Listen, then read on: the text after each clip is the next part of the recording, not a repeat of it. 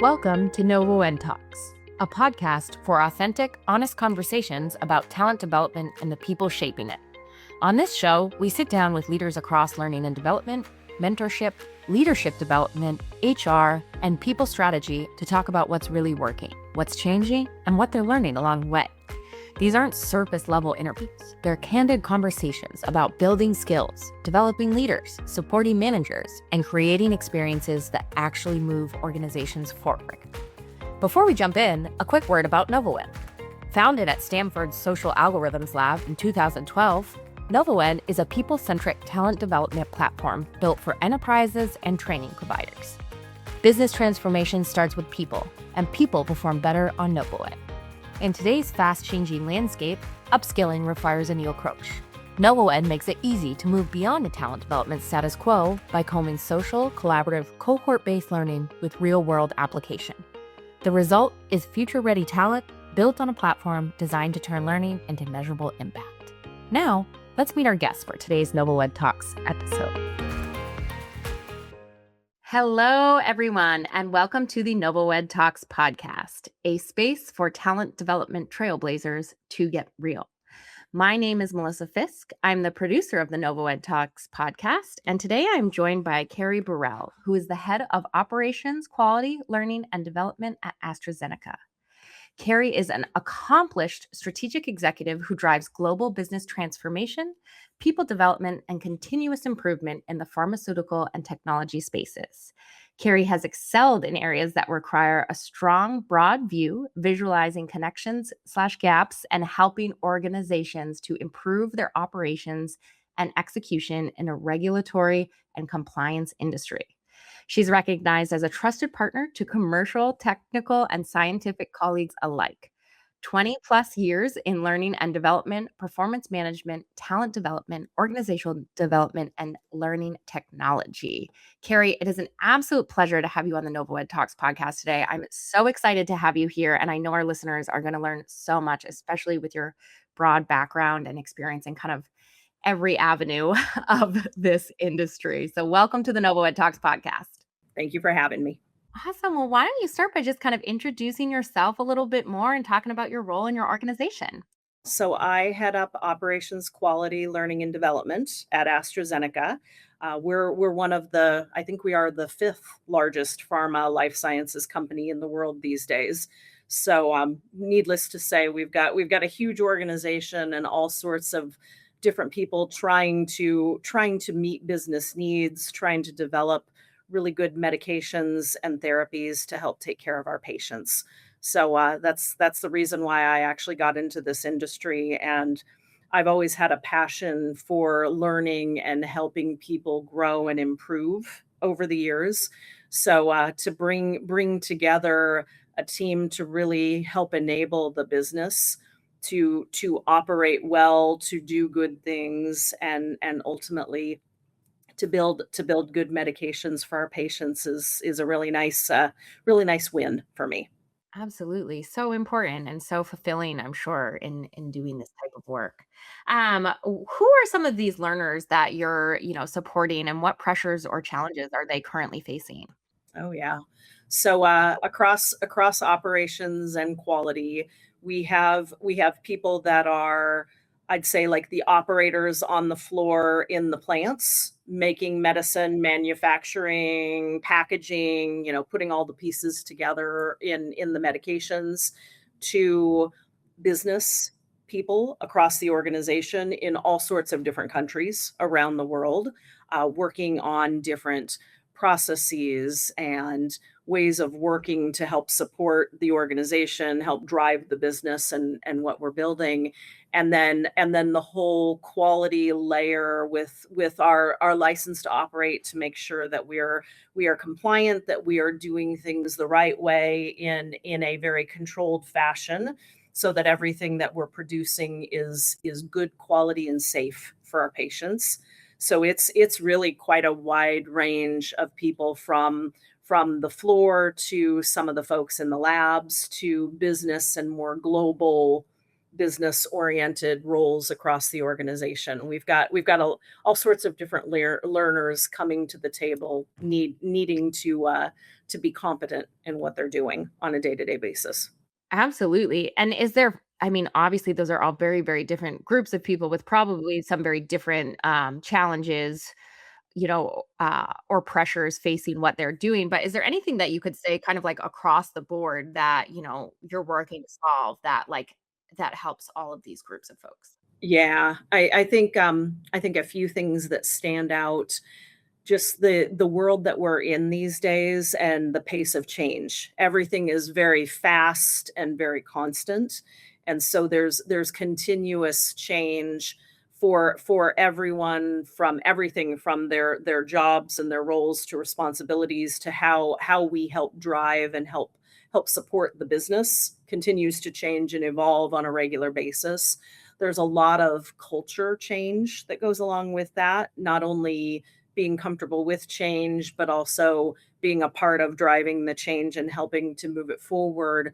The other end of the spectrum, we also have a pretty steady stream of more technical knowledge in our industry and in our space, with processes and ways of working that people need to learn, they need to understand, and they need to be able to use every day to do their jobs effectively.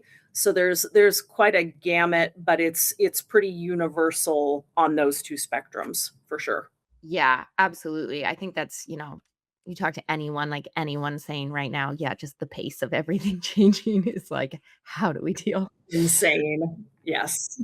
That might tie kind of into your answer to my next question here. But, if you picture the ideal state of learning or talent development at your organization, what does that actually look like in practice? I would say the ideal state that that we're all aspiring to all the time is that we have good learning tools and materials and programs and things to better enable our people to be really good at doing their jobs and continue to grow and advance, that they are available to them in the flow of work, which everyone talks about a lot, but like literally, how do we put those tools and those resources in their hands when they need them on the job, no matter what their job is, so that they can get what they need, they can understand what they need to do and be most successful doing it.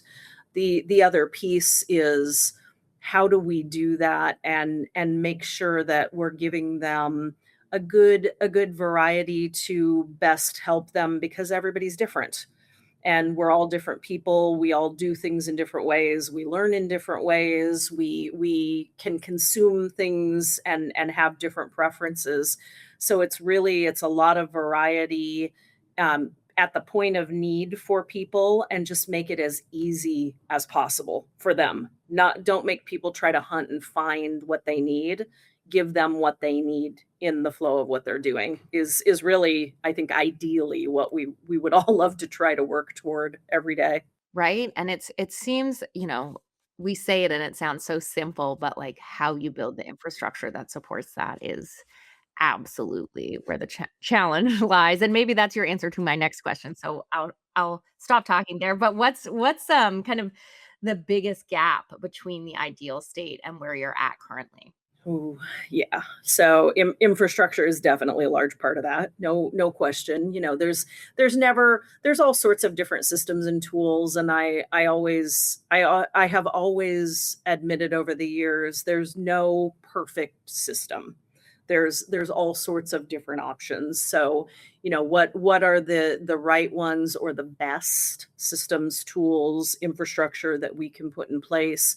And then, of course, as things are moving so rapidly, how can you wrap AI around that, or as a part of that, to be able to see what people are doing, what they're choosing, what they're working on, to be able to serve up and recommend and basically make things available to them it in the moment that they need it, so that people aren't trying to hunt or having to look in, 2 or 3 different systems to try to figure out where they need to go. So it's a lot of infrastructure, but also, how can we use more AI tools and knowledge to better serve things and better enable people with the infrastructure that's available.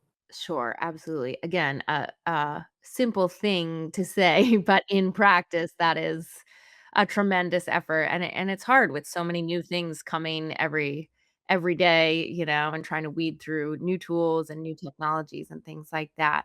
Very true. Switching gears to kind of the theme of making learning stick, how are you designing learning experiences at AstraZeneca to ensure that learning like actually sticks just beyond attendance or completion rates? Yeah, that's a good question.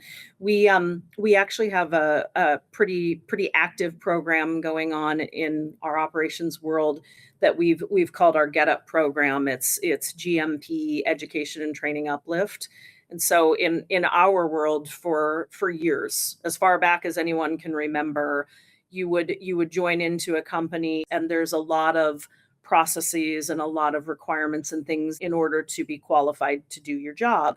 And so typically people would get a whole bunch of procedures and documents and things assigned to them, and you just read and read and read. And very few people can retain anything. You read enough documents and it all blends together. That really doesn't help educate anyone. So with our whole learning transformation program, we've really been focused heavily on different modalities and the right types of learning for the right needs. And that also means sometimes you don't always need a learning course or a learning module or something really large. Sometimes it can be as easy as a quick guide or something small that just kind of helps remind people what they need to do for a process or whatever it might be. So we've really been trying to drive more interactive and more variety of learning materials and modalities to help people learn in different ways and actually really learn and retain it, not just read something and check a box and say, yes, you did this for a report. Right, right. And I love that. I love the variety because I think we all learn a little bit differently, right? So it's like having and just like repeat like if it can be repeated in different ways, I think that is for sure a way to get it learning to stick. What kind of signals do you look for that kind of let you know that learners are truly engaged or that the learning is kind of being absorbed? You always hope to get positive feedback and reach out. We do proactively reach out and seek out voice of customer feedback. We are hoping to hear and receive that kind of information when things are tracking well, when things are being well received. I think though the reality a lot of times you hear when things are not going well or not being well received or not sticking and helping them learn. So I think I'm usually I like to be a pretty optimistic person, and I see the value in good and bad feedback for sure, but then figuring out, kind of figuring out what the feedback is and what that's pointing to, having conversations to really get a good understanding and figure out what to change or what approach to take and what we need to do in the business. Also in our world and in the regulated world with pharma and life sciences and those sorts of things, we also have all sorts of business controls that are in place. And if people really aren't learning and comfortable and understand what they need to be doing, oftentimes they will make choices or they will make mistakes in what they're doing in their business that points to signals. But I think at the end of the day, no matter what the signal is or no matter where you're hearing the feedback, doing something with it, taking that back and trying to think through what could we do better or differently, or how should we try to approach something that's going to work better for people to really learn what they need to do. So we've done quite a bit of that, but there's lots more to go. Lots more. Sure, no, absolutely, but I think that's important. There's been a big shift, or at least it's people seem to be talking about it a little bit more from kind of what, many for a long time called soft skills to what many are now calling kind of like durable or power skills, like things like judgment, discernment, decision making, adaptability. How is your team thinking about skills development in general, especially as AI accelerates change? I think skills development is huge these days, no matter what direction you look and what company you're talking to. We're in that space as well. We've had we've had a lot of interesting conversations in our organization because we have different parts of our business where we've all identified key skills that we see as really the most critical for someone driving and working in operations versus R&D versus HR, you name it. So we've all done work and baked some level of key skills in all of our different business functions. But at the same time, we're also looking at across the company as a whole, across the enterprise, what are the few key skills that really should be in place universally that everybody needs and that we see as value in our quality world. One of our big hot skill areas is decision making and thinking about the different skills and capabilities that kind of come together, whether it's critical thinking or a risk-based approach or prioritization communication, how those skills are so important. And if you bring them together in a good way and help grow them and build them, we are building people that are better equipped to make the right decisions at the right times. So we've dove into it with everyone. Everyone is there these days, and we're prioritizing that and what kinds of materials or programs, what are we buying, what do we build, what do we already have that we're trying to bring together to best support people and build their skills. Yeah, no, absolutely. And I know, like you mentioned at the beginning, you still have for a lot of these roles, a technical skill set component to their job that they need to be doing. So, how are you balancing kind of thinking about, these, more durable power skills and the technical skill set, teaching both. And then of course you have the compliance piece to that too. You're balancing kind of all three of these things that you're needing to teach or make sure people complete courses on. Yeah, absolutely. It's interesting because the learner shouldn't have to decide, or they shouldn't have to worry about I need to do something and learn something because it's technical versus a power skill versus compliance and kind of how you operate. We're trying to work across our network to bring things together better so that the learner doesn't have to figure it out. They don't have to determine where to go for what and what they should prioritize, because honestly they're all really important and they're all critical to their job role and what they're trying to do to be good productive employees. So it's part of our responsibility to try to how do we best enable them to get all of those components or those pieces to support them in some way together so that they have what they need regardless of what bucket it falls into. Sure, absolutely. That's tough though, because it's, not one is more important than the other, right? But some of them have to be done. So, how are you kind of measuring the application of these different learning programs? And do you have metrics you use for, if we're talking about, the different types of learning too that you're balancing? Like, do you have different metrics kind of for each one or different signals that you're actually actively tracking to let you know, what's going well, what's not going well? No, it's a good question. It's something that has really kind of been all over the map over the years. There wasn't a lot of consistency in what was done or what the approach was. And now over this past year, we've started putting more structure and governance in place around learning at the different levels and what that looks like. That translates with the metrics piece as well. And ironically, just had a conversation with a number of leaders earlier today. We landed on 4 key metrics that we felt like they're like good, solid kind of base level metrics in the GXP learning space. So they could kind of tie in with all of those different components depending on what's visualized and what you're looking at from a dashboard perspective. But just I'll say some of the core areas, like just the feedback on the learning. Is it the right learning at the right moment or for the right need?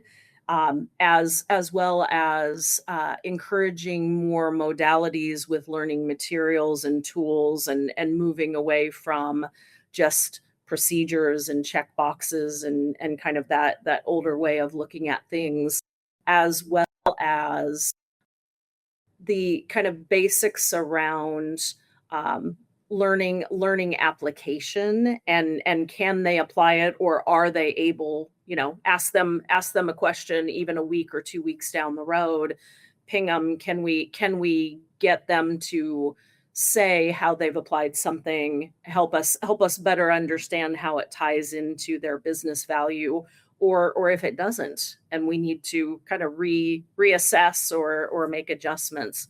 So we're trying to kind of fine tune that, and not overly complicate it, and land on a bit of a happy medium where it's good information, good metrics to help tie to the business, but also to help us with the business of what we're trying to offer and do for the employees. Absolutely. And I love what you said there about like not overly complicating it and tying it to the overall business objectives, because I think those are two things that we tend to do, overcomplicate it, and tend not to do, tie it to the business objectives. Oftentimes, absolutely. So I think that's always good to come back to that when we're talking about metrics. Switching gears to AI a little bit, is AI part of your learning strategy today? And if so, where are you seeing the most value with it? Absolutely. Yeah, it's everywhere for sure. It's in our organization, our big push for this year has been all about building understanding and comfort with AI. So we, like a lot of organizations, we have an internal AI governance board.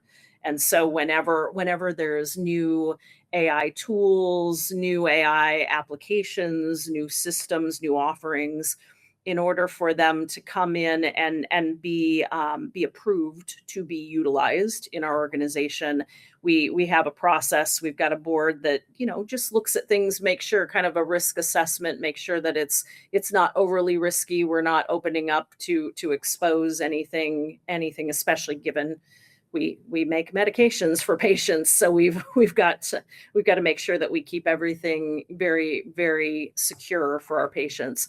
Once we have tools and different resources and things approved, our senior leadership is really, really driving and striving for all of us to start thinking about how do we do things new and differently? How should we, just because you did something a certain way before, maybe start to rethink and think about what you could do, or how that could look differently with different kind of AI tools and capability. So our learning focus this year is helping everyone across operations and quality learn, understand, get comfortable with AI, the different options, the different uses, and then also how can they start applying them. So we've got everything from some internal certification programs that people work through with exercises where they come together live and virtually as a team and actually work through some AI models and some use cases, do AI blue sky brainstorming on different topics. How can you rethink and think about things in different ways? So also how do people apply things and just start building comfort level with it so that people will get out there and start using it more. I think our strategy will continue to evolve as we go forward, like I'm sure probably everybody else is thinking as well. The space is moving and growing every day and changing. So how do we evolve with that, and how do we help our people, equip them to do more differently with AI as a tool and a partner going forward. We've even gone so far as, in parts of our organizations, we actually have some digital twins and different AI based tools and technology that are helping and actually, in some ways, kind of becoming a member of your team along with your other members. So it's a cool, interesting time. And I think early understanding and comfort to start experimenting and trying different things is our big focus to start.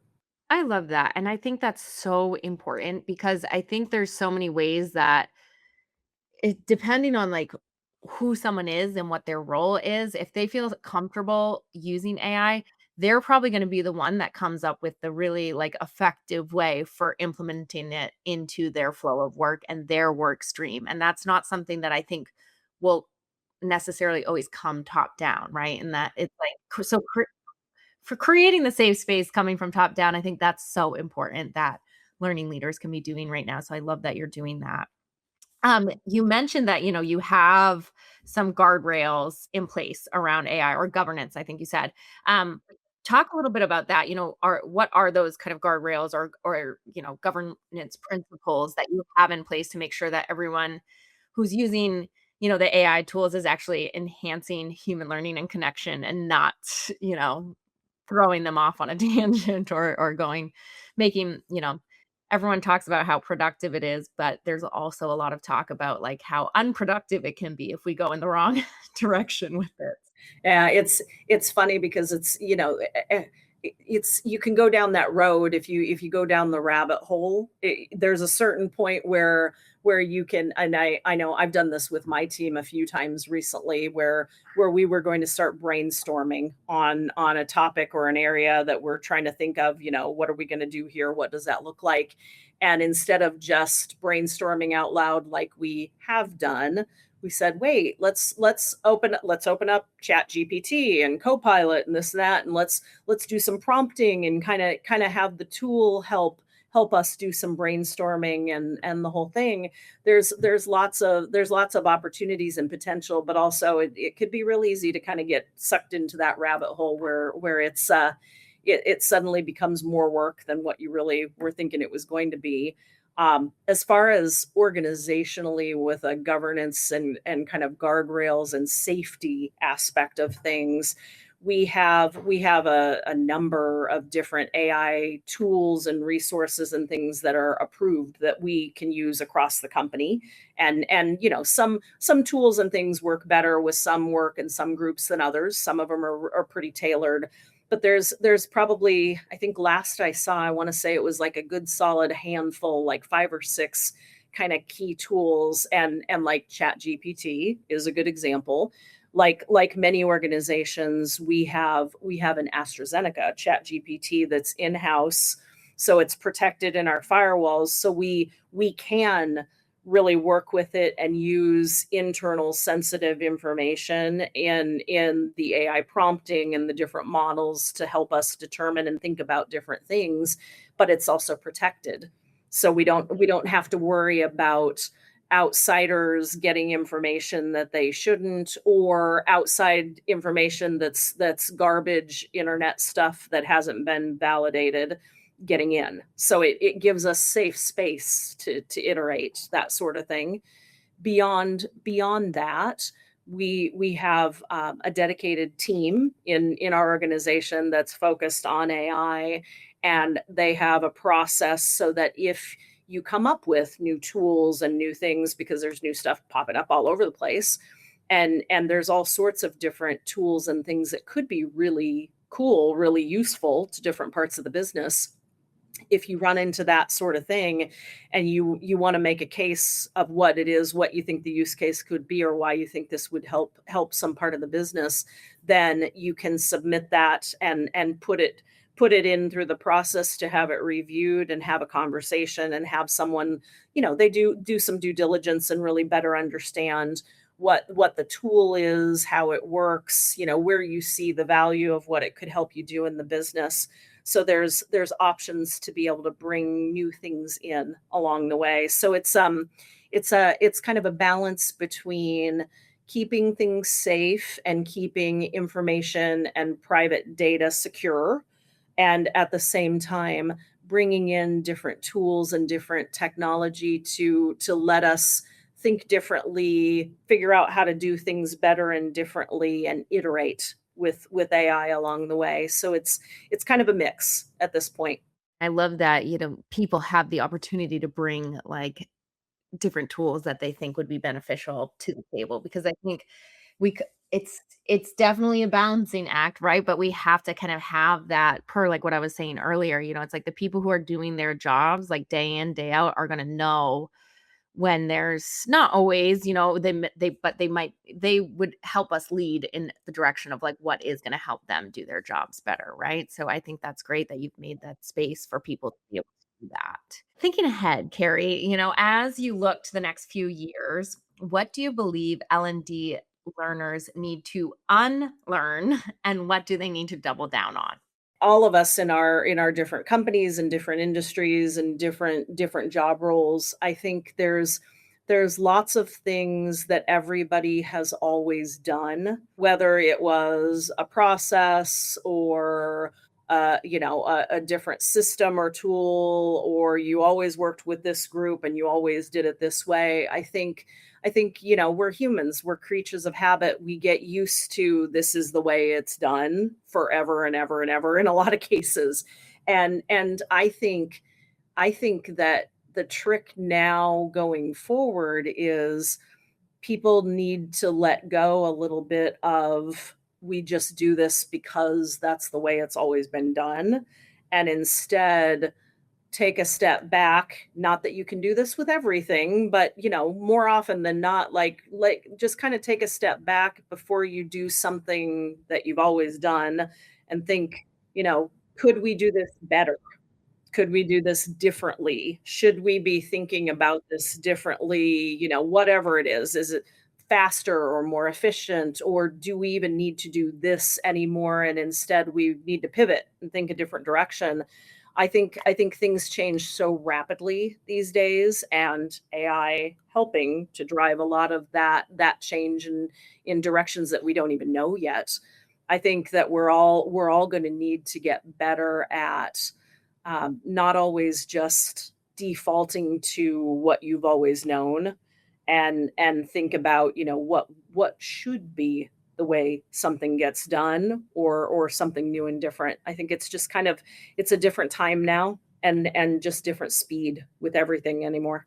Yeah, no, absolutely. And it almost becomes like, not to be so, you know, philosophical, but it's like, question everything. And I don't think and I don't think that's possible to do in every single moment of the day. But yes, like, starting to think about, like, if you're doing, like, repeatable tasks, especially, like, it's like, okay, let me think about this. Like, is this that I just sit down and I do it because it's like this easy repeatable thing that I do all of the time? Is that, should I still be doing it that way, or is that the right way? So I love that.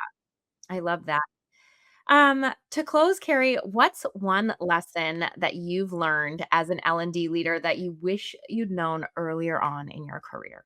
If I could think back over the years to when I when I first started out into this journey that I've gone on, I think, honestly, probably the number one would be embrace change, and really from ground zero, from day one, what can we do to help the business change and grow and improve? It's all around people and change, and learning is just a part of it, but it's so much change and transformation that we are fortunate to be able to help others do as they're going forward in their roles and their responsibilities, and the companies evolving and things over time.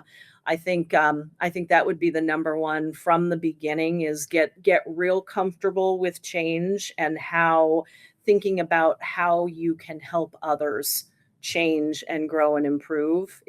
There's just so much of this that boils down to change along the way. Yeah, no, absolutely. And especially now, right? Where it's just technology and things are just going to come even faster. So it's like, how do we just like constantly kind of stay ready for that, help people stay ready for that? Because and I think that's such a good point, too. It's like, especially getting back to what you were saying about, what L&D leaders need to unlearn. It's like sometimes we're just so stuck in our ways of like doing everything that it just takes someone asking a question like, well, why do you do it that way? And it's like, wait, why do I do it that way? So And I love you that. don't always know. Yeah, exactly. Or you're like, yeah, this is silly. Like, I know that there's other ways that I could do this more efficiently.